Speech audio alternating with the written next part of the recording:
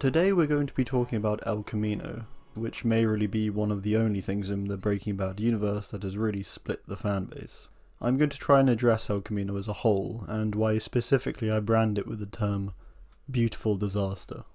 It all begins with the purpose of the film focusing on what comes after Breaking Bad, and more so in regards to Jesse. The question of what happens after isn't really relevant when the character we've been following has concluded their story. We've seen what happens after. There was already a sizable time jump for Season 5 up to the events of Felina. Sure, Jesse was a large part of the Breaking Bad story, but the story was really about Walt and his family. Jesse's conclusion was left open for interpretation. Anything could have happened to him after leaving that compound. It could be argued he was caught and he stood trial, or that he did in fact get away and go to somewhere such as Alaska. El Camino is by no means a bad film. If anything, it's an incredibly beautiful and well-told story. The issue is its place within the Breaking Bad universe, or more so the fact that it doesn't have one. I'm going to briefly make a Star Wars comparison, mostly because it's easy for pretty much everyone to understand what I mean. El Camino is a lot like Rogue One or Solo, the films of the Star Wars franchise that fill these gaps of the main saga, which pose some open-ended questions, like how did Han Solo get his name, or how did the rebels get the Death Star plans? These aren't questions that need to be answered, especially with entire films. There really is just some things that you don't need to answer, or soon it becomes this thing where everything has a spin-off film to answer a question that is so minimal it shouldn't have been focused on at all in the first place. Breaking Bad found nuance in its mystery. A part of me would have loved to see a whole spin-off of Walt's early days at Grey Matter and its whole startup.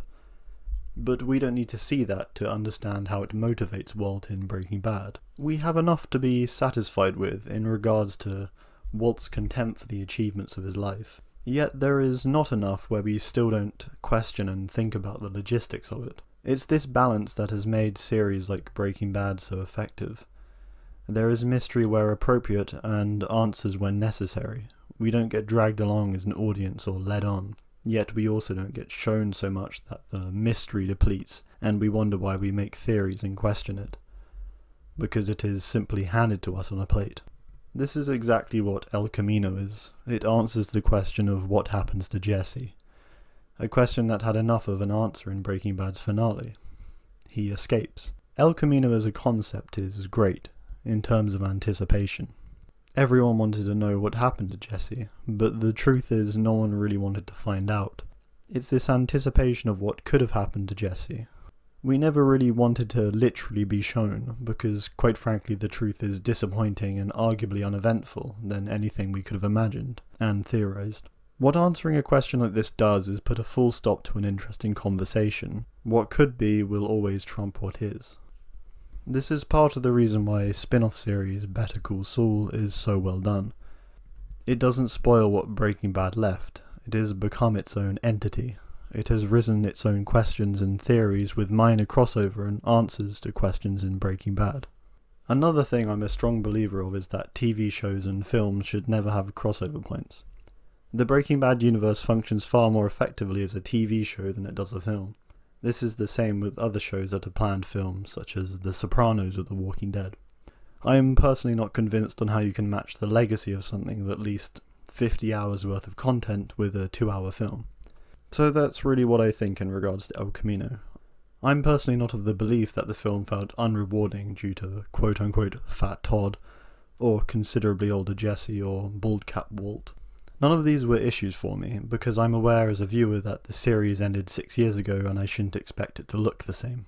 Because it won't. Even if they looked how they did in Breaking Bad, but it was still 6 years later, I guarantee there would still be difference. The differences were inevitable and shouldn't affect your view of the story, because the point of El Camino is the story, and not the fact that everyone looks the same.